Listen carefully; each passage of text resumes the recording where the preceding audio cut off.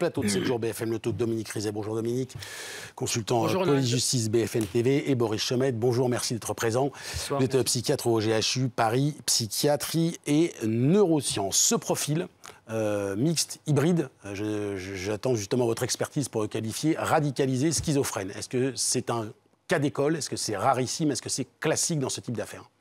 Alors d'abord, la schizophrénie n'est pas une maladie rare, puisque à peu près 1% de la population souffre de cette maladie, donc ça veut dire à peu près un demi-million de Français. C'est un trouble grave, mais pas une maladie rare. C'est pas une maladie rare, c'est une maladie assez fréquente, même très fréquente, et qui peut donner dans certains cas, dans une minorité de cas, même des passages à l'acte violent, mais la majorité des patients souffrant de cette maladie-là ne sont pas violents. C'est bien ce qu'il faut retenir quand même de la situation. Et donc il y a des cas extrêmes comme cet individu qui manifestement souffrait de cette maladie et qui en plus avait des passages à l'acte répétés sur les forces de l'ordre notamment, avec des violences commises et les incarcérations. Est-ce que le trouble schizophrène peut faciliter un passage à l'acte en mode radicalisation religieuse, ou pas? Ou est-ce que c'est exceptionnel, ou est-ce que c'est classique là aussi? C'est arrivé, il y a eu des épisodes, par exemple en 2017, il y avait même une série de patients qui passaient à l'acte avec la voiture bélier à l'époque.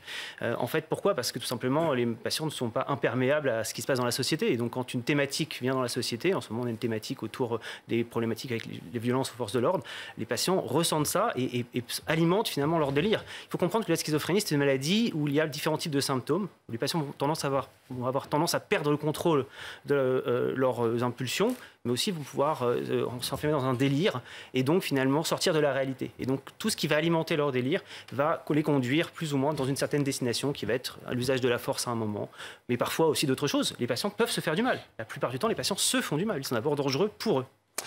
Comment on répond à ce trouble psychiatrique? En l'occurrence, avec un délinquant de droit commun qui, depuis son adolescence, a multiplié les actes punis, qui sortait de prison. Il faut plus de soins ou plus de prison? La preuve, c'est que dans le cas présent, j'écoutais plutôt son avocat qui disait que cet individu avait été incarcéré pendant de très très nombreuses années. Et finalement, on voit bien que la prison n'a absolument pas évité le passage à l'acte. Donc la prison n'est absolument pas la bonne réponse.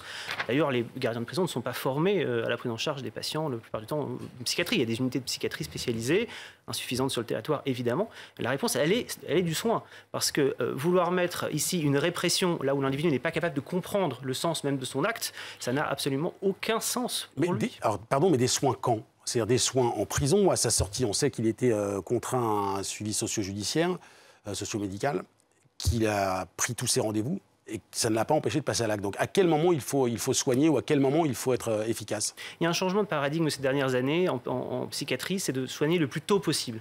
La schizophrénie est une maladie qui démarre généralement à l'adolescence, 15-25 ans, et qui va s'installer de manière insidieuse et progressive. Et l'intérêt, c'est de pouvoir intervenir le plus tôt possible pour justement éviter les phases plus tardives de la maladie où on ne contrôle pas, où la violence peut naître quand on est maltraité. Aujourd'hui, on a quand même un arsenal en psychiatrie de traitement, de prise en charge, de psychothérapie, de suivi, y compris des mesures légales en psychiatrie, pour assurer un suivi rapproché avec des soins sans consentement en hospitalisation, en suivi ambulatoire. Et donc, évidemment, là, on n'a pas tous les faits, puisque l'enquête déterminera quelle était la part de suivi de ce patient, mais il se rendait à ses rendez-vous. Quel était le traitement qu'il prenait, ça, je ne sais pas. Les voisins témoignent quand même de symptômes chez lui encore. Hein. Donc il ne devait pas être bien contrôlé sur le plan de la maladie, manifestement. Une dernière question. L'affaire est évidemment pas comparable, mais on a beaucoup parlé après le verdict dans l'affaire Sarah Halimi, des bouffées délirantes, c'est-à-dire d'un comportement extrême après consommation de stupéfiants. Je fais un parallèle qui n'existe pas entre les affaires, mais à quel point la schizophrénie peut-elle être un facteur aggravant ou pas quand on passe à l'acte sur des motifs de radicalisation? Est-ce que l'un est le corollaire de l'autre? Est-ce que l'un entraîne forcément l'autre? Ou est-ce qu'il est finalement assez peu important? C'est-à-dire que le fond du geste, le caractère antisémite pour Sarah Halimi, le caractère possible radicalisé dans cette affaire, finalement, ce n'est pas ce qu'il y a à retenir parce que la personne qui commet ces actes-là n'est pas dans un état psychiatrique, psychologique normal. C'est ce que vous dites très bien en conclusion, c'est-à-dire que la personne n'est pas en état de pouvoir même prendre une décision qui soit une décision consciente, poussée par une idéologie. La plupart, c'est des individus qui font du djihadisme d'emprunt. Votre collègue psychologue qui le disait ce matin sur l'antenne de BFM TV le disait très bien. Le djihadisme d'emprunt, c'est-à-dire on va piocher dans la société un symptôme à un moment, symptôme de la société qu'on s'attribue soi-même. Peut-être d'ailleurs parce que c'est des gens qui sont en perte de repère et qui cherchent un repère comme ça dans la société. les fichiers quand même de radicalisation ont montré qu'il y avait à peu près 8000 personnes radicalisées dans les fichiers FSPRT, ces fichiers donc d'individus radicalisés. On estime qu'il y a à peu près 10% seulement de ces personnes-là qui sont atteintes de troubles psychiatriques. Et donc ça veut dire qu'on est à peu près autour de 800 personnes à la fois radicalisés et à la fois avec un trouble, par exemple schizophrénie, à comparer avec 500 000 personnes qui souffrent de cette maladie. Donc c'est une infime minorité aujourd'hui qui passe à l'acte.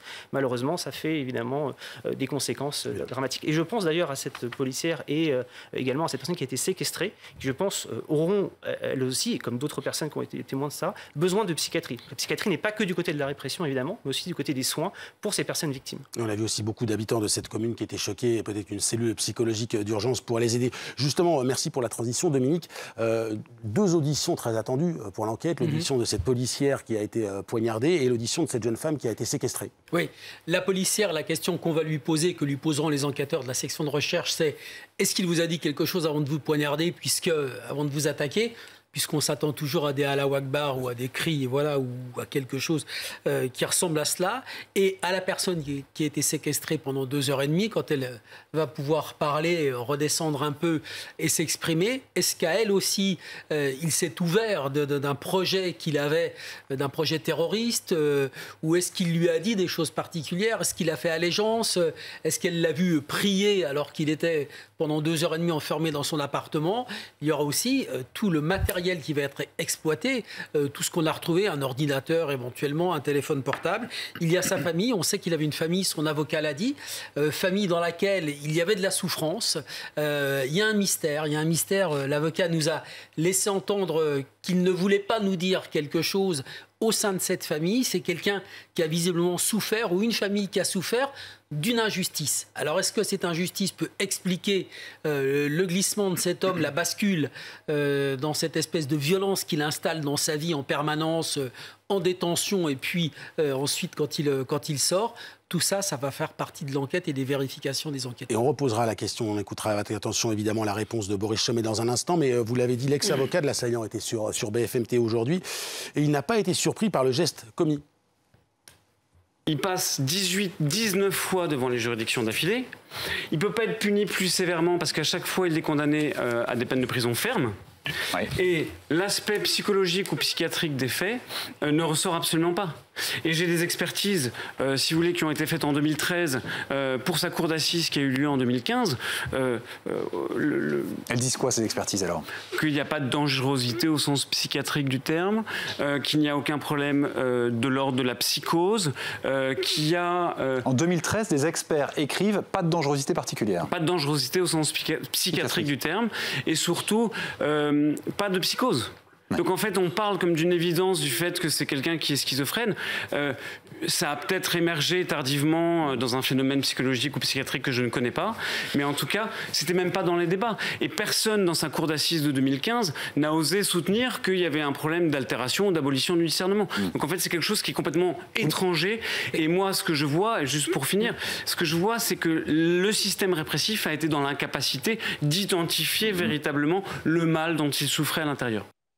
Boris Chomet, en 2013, pas de danger, pas de troubles graves concernant cet individu. D'un strict point de vue médical, qu'est-ce qui fait qu'on peut passer d'un trouble psychiatrique, psychologique léger à quelque chose de beaucoup plus lourd comme la schizophrénie? Est-ce qu'il y a une évolution naturelle qui n'a pas été détectée en l'espèce, ou alors ça peut arriver plus ou moins rapidement?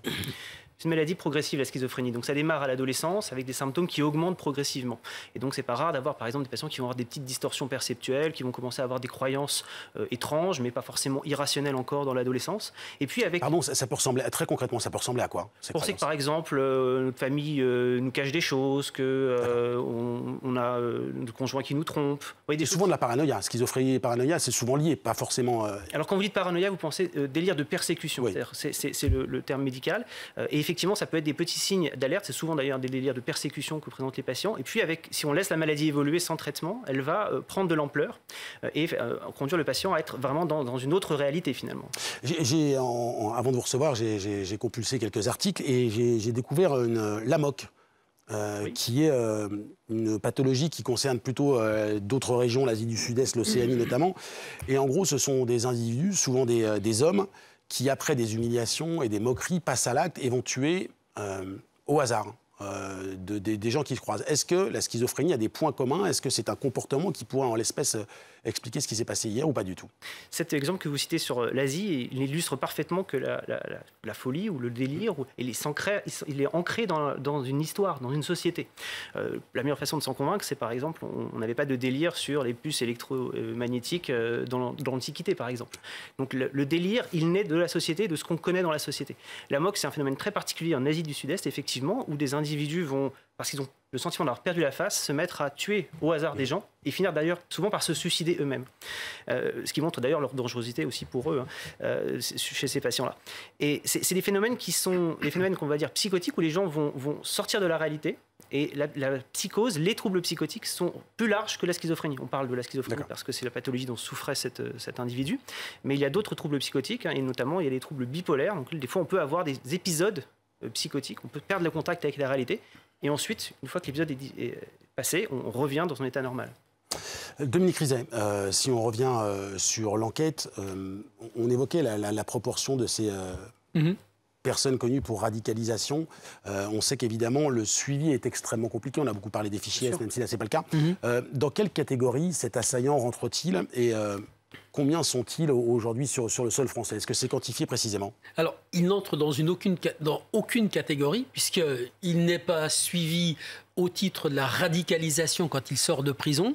C'est quelqu'un qui est d'abord un délinquant, qui devient un délinquant d'habitude, qui s'installe dans la vie pénitentiaire et carcérale, qui dans cette vie carcérale devient violent parce qu'il en veut aux surveillants, à l'administration pénitentiaire, parce qu'il en veut à ses codétenus. C'est d'ailleurs à eux qu'il s'en prend, qui va basculer dans la religion, 2016, qui va ensuite être repéré pour ses troubles psy en prison, diagnostiqué schizophrène, repéré par le renseignement pénitentiaire, pour radicalisation. Là, il est inscrit au fichier donc des personnes radicalisées, mais quand il sort de prison, il n'est pas suivi. Il n'a pas de suivi au même titre que quelqu'un qui serait parti en Syrie, revenu de Syrie, ou qui aurait eu des désirs de partir en Syrie, qui serait mis en examen dans une affaire d'association terroriste. Il n'entre dans aucun de ces cadres-là. Et je dirais juste précision que c'est le triple problème de la prison en ce moment.